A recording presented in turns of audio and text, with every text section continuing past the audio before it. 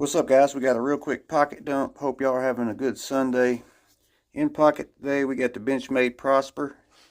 This is a slip joint, carbon fiber, got brass liners, S90V sheep's foot blade. This is the first production run, and I'm carrying this in a Beaver Creek slip.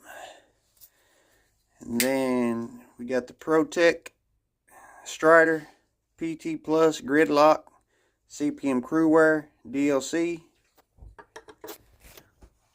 and flashlight. We got the MT1A Pro, really good flashlight. Travax wallet, made in the USA, and a Zippo. That's my carry today, guys. What's in y'all's pocket? Stay sharp.